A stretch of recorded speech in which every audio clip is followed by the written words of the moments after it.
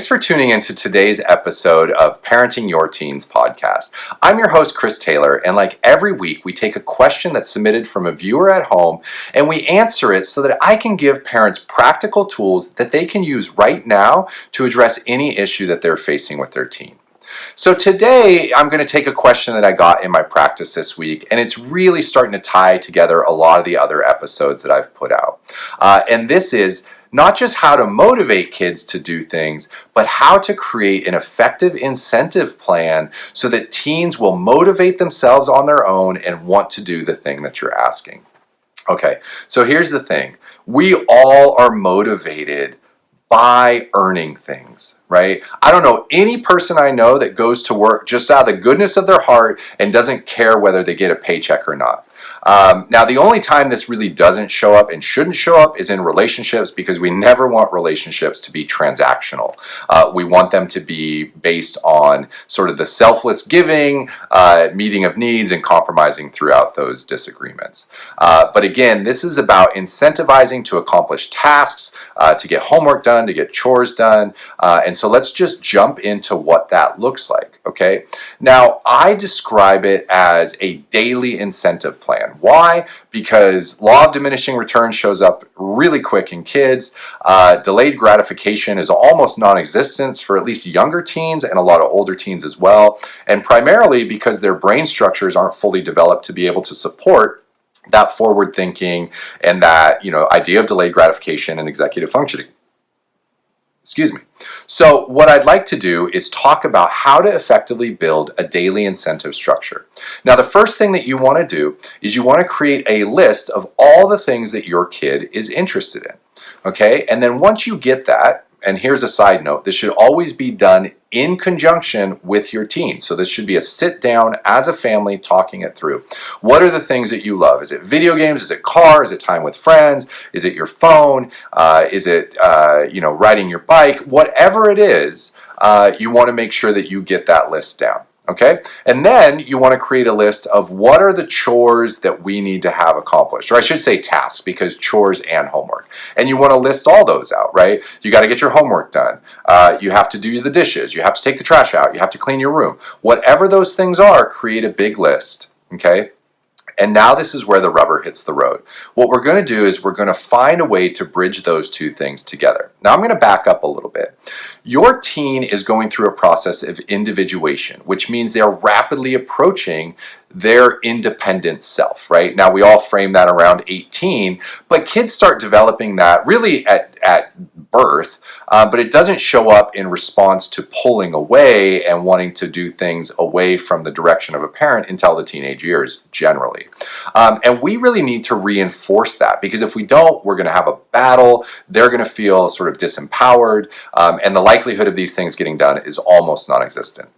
Okay, so how do we do that? Well, the first thing we want to do is we want to create deadlines for when these tasks need to be accomplished. So say it's 5 o'clock in the evening, 6 o'clock in the evening, 8 o'clock in the morning, cleaning your room, whatever that might be. Okay? And then we create a chart, and that chart is very simple. There's 3 columns, and those columns are do what, by when, to get what. Very simple. Do the thing by this time to get the thing that you want. Okay. Now, what you also want to do is create a lot of rows underneath that and start filling it in. I'll give you an example. Do your homework by 6 p.m., get access to video games for 2 hours. Take the trash out by 8 p.m. and get your phone until bedtime. Here's a nice one. Turn your phone in by 10 p.m. to gain access to your phone in the morning. So you can link different ones together by saying, see the second row, so that those two have to be accomplished at the same time before the incentive is earned. You can use anything and everything that you want at your disposal to incentivize. The key is it's daily. So say you have a kid that doesn't do it, causes you frustration, and then what you do in response to that is generally, I should say, what parents do in response is they shut down the whole system. Give me your Xbox for a week. Give me your phone for the next 4 days. And kids just give up. Right. They also have other technology that they can pull from, burner phones that they're keeping in their mattresses that they've got from friends that don't have service on it anymore. They can go get Wi-Fi at the local Starbucks or libraries. Sometimes they keep them on all night. So kids are pretty savvy when it comes to this. But by doing it daily, what we're saying is, okay, if you messed up today, you're right back in the saddle tomorrow. So it's not a punishment cycle, it's a reward cycle. And what we're doing is conditioning them to a new behavioral response. Within that, they learn how to meet their needs independently. And because it's by a deadline, parents are not nagging, arguing, or prompting. If it doesn't get done, it's simply not done, and the kid misses the opportunity to earn his incentive.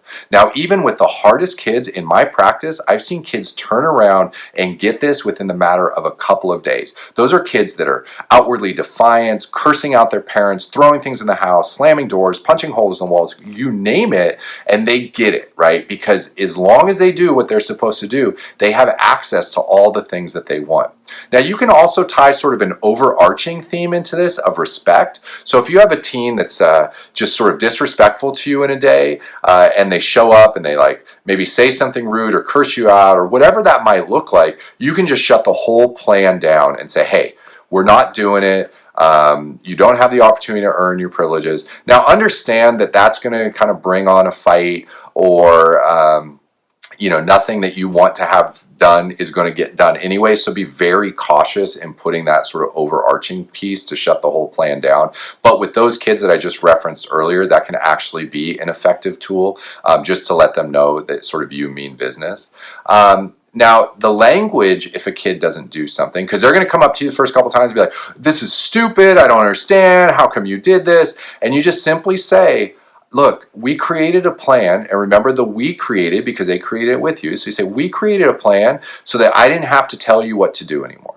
And as long as you do that, you got to do everything that you want to do. So I'm really confused. I don't understand why you don't want to earn the things that you want.